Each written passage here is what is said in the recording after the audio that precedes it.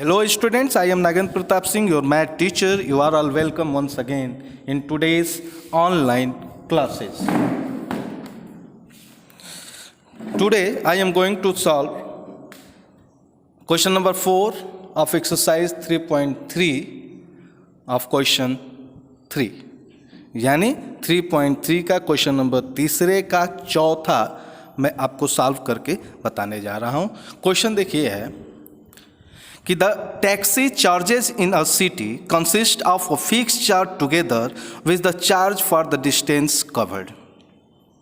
एक शहर है जिसमें एक टैक्सी वाला अपने टैक्सी का चार्ज दो तरह का चार्ज ले रहा है. एक है फिक्स चार्ज और दूसरा है दूरी के हिसाब से. For a distance of 10 kilometre the charge paid of ₹105. एक यात्री ने 10 किलोमीटर दूरी के लिए 105 रुपये दिए. अब उसमें आपको बताना है कि कितना फिक्स चार्ज है और कितना डिस्टेंस के हिसाब से है. दूसरा क्वेश्चन है इसी में कि for a journey of 15 kilometre the charge paid is ₹155. और जो दूसरे इक्वेशन के लिए, जो पहला है 10 किलोमीटर के लिए वो 105 रुपये देता है. इससे आपका पहला इक्वेशन बनेगा. और दूसरा जो 15 किलोमीटर के लिए 155 रुपीज़ पेड कर रहा है, इससे आपका दूसरा इक्वेशन बनेगा. आगे क्वेश्चन देखिए दिया है what are fixed charges and the charges per kilometre. और इसी दोनों इक्वेशन से आपको ये फाइंड आउट करना है कि फिक्स चार्ज कितना था और किलोमीटर के हिसाब से कितना चार्ज था. हाउ मच, इसमें एक और क्वेश्चन ऐड कर दिया है कि how much does a person have to pay for travelling a distance of 25 kilometre. जब आपका फिक्स चार्ज फाइंड आउट हो जाए और charge per kilometre find out हो जाए, उसके बाद आपको निकालना है कि एक आदमी को 25 किलोमीटर दूरी तय करने के लिए उसे कितना पैसा देना पड़ेगा. तो इसमें दो वेरिएबल होते हैं x एंड y. तो इसमें हम फिक्स चार्ज को x मान लेंगे और चार्ज पर किलोमीटर को y मान लेंगे. देखिए इसका सॉल्यूशन कैसे करेंगे. Let fixed charge is equal to x and the charge per kilometre is equal to y. अब इसके बाद हम पहला इक्वेशन बनाने के लिए चलेंगे कि 10 किलोमीटर दूरी के लिए वो कितना दे रहा है, 105 रुपीज़. ठीक, तो देखिए x क्या माने हैं हम, फिक्स चार्ज, और y क्या माने हैं, चार्ज पर किलोमीटर. तो कितना किलोमीटर है, 10. इसलिए हो जाएगा x plus 10y equal to 105. इतने दूरी के लिए वो कितना पेड किया है, 105. चूंकि इसमें x हमको नहीं पता है फिक्स चार्ज कितना है, लेकिन y का भी हमको नहीं पता है, लेकिन उसका दूरी दिया हुआ है. ठीक, तो जो किलोमीटर दिया हुआ है हम y वेरिएबल के साथ इसको रख लेंगे. x plus 10y equal to 105. दूसरा जो इक्वेशन हमारा बनेगा उसमें वो 155 रुपये 15 किलोमीटर के लिए दे रहा है. तो उसका इक्वेशन कैसा बनेगा, x plus 15y equal to 155. अब ये 10 और 15 क्यों y के साथ आया है ये आपको समझ में आ गया होगा, क्योंकि y जो है चार्ज पर किलोमीटर है, किलोमीटर के हिसाब से. तो यहाँ किलोमीटर दिया गया है 15 किलोमीटर और 10 किलोमीटर, इसलिए इसको y वेरिएबल के साथ रखेंगे. अब देखिए जब दोनों हमारा इक्वेशन निकल गया तो बाय इक्वेशन 1 हम इसमें पहला इक्वेशन लेंगे और उसमें पहले हम x का वैल्यू फाइंड आउट करेंगे. कैसे, x plus 10y equal to 105. अब इसमें x इक्वल टू, यदि x का लेना है हमको तो 10y राइट साइड चला जाएगा, इधर प्लस है और जब राइट साइड में जाएगा तो क्या हो जाएगा, माइनस. तो x equal to 105 minus 10y. अब यहाँ जो x की वैल्यू निकली है इसको हम इक्वेशन 2 में पुट करेंगे. Putting the value of x in equation 2. Equation 2 क्या है, x plus 15y equal to 155. अब x की जो वैल्यू यहाँ हम निकाले हैं उसी को x की जगह पुट कर देंगे. देखिए कैसे, 105 minus 10y plus 15y as it is लिखेंगे इज इक्वल टू 155। अब नेक्स्ट अगला जो इसका स्टेप है, अब इसमें क्या करेंगे कि 105 प्लस, इसमें आप देखे थे कि माइनस 10y और प्लस 15y है, तो माइनस प्लस क्या हो जाएगा, माइनस होगा। तो 15 में से 10 घटाएंगे तो क्या बचेगा 5y, लेकिन चिन्ह प्लस का ही रहेगा क्योंकि 10 से 15 बड़ा है। तो ये कैसे आ जाएगा, 105 प्लस 5y इक्वल टू 155। अब ये कांस्टेंट वैल्यू है तो राइट साइड चला जाएगा, तो 5y इक्वल टू 155 माइनस 105। अब 155 में 105 को घटाने पे क्या बचेगा 50, तो लिखेंगे 5y इक्वल टू 50। अब y की वैल्यू निकालेंगे तो y इक्वल टू 50/5, जब 50 को 5 से डिवाइड करेंगे तो 10 बढ़ जाएगा, तो देयरफॉर y इक्वल टू 10।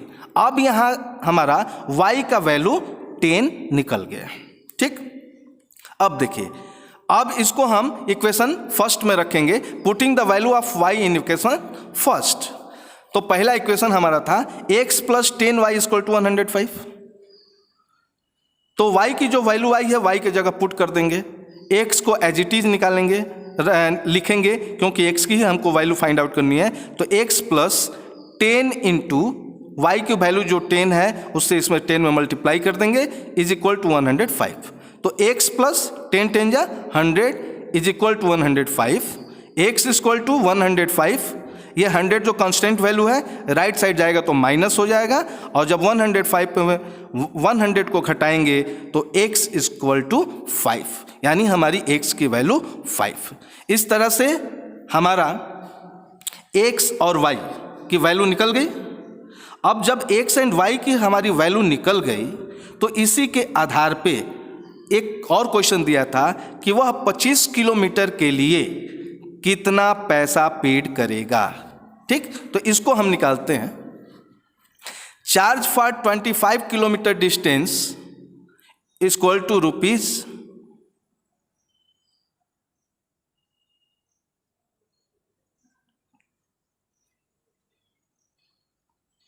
ये कितना दिया है हमको फाइंड आउट करना है। ठीक, अब देखिए इसमें जो दिया है कि charge for 25 kilometre distance equal to rupees 255 आएगा। तो ये हमको फाइंड आउट करने के बाद यहाँ लिखना है, पहले नहीं लिखना है। पहले हमको क्या लिखना है, चार्ज फॉर 25 किलोमीटर डिस्टेंस। तो आप जानते हैं कि उसमें फिक्स चार्ज भी है और चार्ज पर किलोमीटर भी है।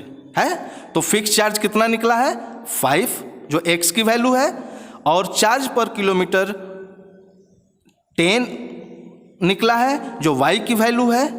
अब इसको हम इसी पे रखेंगे जैसे उधर बनाए थे कि x प्लस 25y, ये हमारा फिक्स चार्ज हो गया और y वाला पर किलोमीटर चार्ज हो गया। तो कितने किलोमीटर का निकालना है 25 किलोमीटर का। ठीक, और हमको x जो फिक्स चार्ज है हमें पता चल गया है कि 5 रुपीज़ है, और y जो चार्ज पर किलोमीटर है वो कितना है 10, यानी 1 किलोमीटर का 10 रुपीज़ है। तो अब चलिए यहाँ लिखते हैं 5 प्लस 25 इंटू 10। तो 5 प्लस 25 में 10 से मल्टीप्लाई करेंगे तो कितना होगा 250, और जब 250 में 5 जोड़ेंगे तो हो जाएगा 255। यानी हमको 25 किलोमीटर डिस्टेंस दूरी तय करने के लिए 255 रुपीज़ पेड करना पड़ेगा। तो इस क्वेश्चन में हमको क्या निकालना था, इस क्वेश्चन में हमको फिक्स चार्ज फाइंड आउट करना था, चार्ज पर किलोमीटर। तो फिक्स चार्ज 5 रुपीज़ था और चार्ज पर किलोमीटर यानी 1 किलोमीटर का 10 रुपया था। ये जब दोनों निकल गया है तो 25 किलोमीटर के लिए कितना देना पड़ेगा, तो 25 किलोमीटर के लिए तो यह इसी इक्वेशन पे हम रखेंगे x प्लस 25 जो पहला इक्वेशन हमने रखा था। ठीक, और उसका अमाउंट हमको निकालना था। तो x हमारा 5 निकल ही गया है और ये 25 किलोमीटर का निकालना है, तो y की वैल्यू 10 दिया ही है। 25 में 10 से मल्टीप्लाई कर देंगे तो 250, और जब दोनों को जोड़ देंगे तो 25 किलोमीटर के लिए 255 रुपये पेड करना पड़ेगा। इसी में जो एक दूसरा क्वेश्चन है, पांचवा, मैं बता देता हूँ कि एक फ्रैक्शन है जिसके न्यूमरेटर और डिनोमिनेटर में 2 जोड़ने पे 9/11 हो जाता है, जिससे कि पहला इक्वेशन बनेगा। और दूसरे इक्वेशन के लिए दिया है कि एक फ्रैक्शन है जिसके न्यूमरेटर और डिनोमिनेटर में 2 जोड़ने के बाद वह 5/6 हो जाएगा। ठीक, a fraction becomes 9/11 if 2 is added to the both numerator and denominator. ये पहला equation. If 3 is added to both the numerator and denominator it becomes 5/6, ये दूसरा इक्वेशन। तो फाइंड द फ्रैक्शन, हमें फ्रैक्शन फाइंड आउट करना है। तो इसमें जो है हम क्या करेंगे, सबसे पहले फ्रैक्शन फाइंड आउट करने के लिए हमको न्यूमरेटर और डिनोमिनेटर की भी जानकारी होनी चाहिए, उसको भी हमको फाइंड आउट करना पड़ेगा। तो इसमें हम ले लेंगे let the numerator is equal to x and denominator is equal to y। अब न्यूमरेटर और डिनोमिनेटर मिल गया तो इसको फ्रैक्शन के रूप में कैसे लिखते हैं, x/y। ठीक, तो जब x/y लिखेंगे तो ये फ्रैक्शन के फॉर्म में आ जाएगा, a/b के रूप में होता है। अब इसमें कह रहा है कि न्यूमरेटर और डिनोमिनेटर दोनों में 2 जोड़ने पे हमारा फ्रैक्शन बन रहा है 9/11। और दूसरे इक्वेशन के लिए दिया है कि x/y में, यानी x और y में न्यूमरेटर और डिनोमिनेटर में 3 जोड़ा जाता है तो इसका फ्रैक्शन 5/6 बन जाता है। ये इक्वेशन पहला और दूसरा हमने बना दिया है, लेकिन अभी पूर्णतः नहीं बना है। इसको आप क्रॉस मल्टीप्लिकेशन, पहले इक्वेशन है ये दूसरे इक्वेशन को फाइनल इक्वेशन बनाने के लिए इसको आप क्रॉस मल्टीप्लिकेशन करेंगे, और क्रॉस मल्टीप्लिकेशन करने के बाद आपका जो तीसरा और चौथा इक्वेशन निकलेगा उसी के आधार पे आप फ्रैक्शन को फाइंड आउट करेंगे। तो फ्रैक्शन को फाइंड आउट करेंगे तो उसमें सबसे पहले आपका न्यूमरेटर निकलेगा, फिर डिनोमिनेटर निकलेगा, और फिर तब जाके आप उसको फ्रैक्शन के फॉर्म में रख पाएंगे। हम आशा करते हैं कि ये क्वेश्चन समझ में आया होगा। ये क्वेश्चन आपको स्वयं करना है। और क्वेश्चन नंबर 6 है कि 5 years hence the age of Jacob will be 3 times that of his son. The age of Jacob, यानी 5 साल बाद जैकब का जो उम्र है अपने बेटे के 3 गुना हो जाएगा। 5 years ago, यानी 5 साल पहले, Jacob age was 7 times that of his son. और जैकब का जो एज है 5 साल पहले अपने बेटे से 7 गुना था। What are their present age. तो इसमें आपको प्रेजेंट एज निकालना है। तो प्रेजेंट एज आप दोनों का निकालेंगे। ठीक, तो जो निकालना रहता है उसी को हम मान लेते हैं। ठीक, सपोज कर लेते हैं। तो let the present age of Jacob is equal to x and the present age of his son is equal to y। आया समझ में। अब देखिए कह रहा है कि पहला इक्वेशन के लिए तो जो 5 साल बाद ये पहला इक्वेशन बनेगा, अब 5 साल पहले उससे दूसरा इक्वेशन बनेगा। तो एक का हो गया x जैकब का और इसका हो गया y।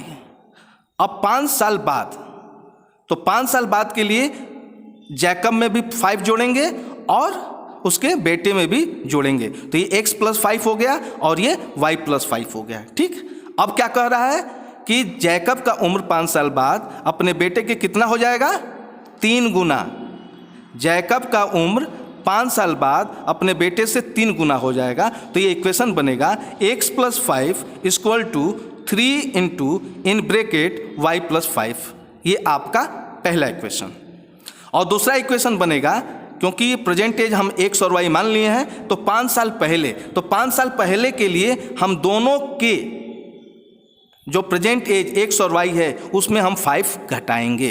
तो x में भी 5 घटा दिए, x - 5, y में भी 5 घटा दिए, y - 5। तो 5 साल पहले जैकब का एज अपने बेटे के एज के 7 गुना था। इसलिए इसका इक्वेशन कैसे बनेगा, x - 5 = 7 इन ब्रैकेट y - 5। ये आपका दूसरा इक्वेशन बनेगा। तो हम आशा करते हैं कि ये क्वेश्चन नंबर 5 और क्वेश्चन नंबर 6 दोनों का 6 का इक्वेशन हमने पूरा बना दिया है। और 5 का इक्वेशन हमने आधा कर दिया है, इसको आपको क्रॉस मल्टीप्लिकेशन करके फाइनल आपका तीसरा और चौथा इक्वेशन निकलेगा, उसी के आधार पर इसको आप करेंगे। यही आज का आपका होमवर्क होगा। इस वीडियो में बस इतना ही। अगले वीडियो में मैं एक्सरसाइज 3.4 लेके आऊँगा। तब तक के लिए धन्यवाद।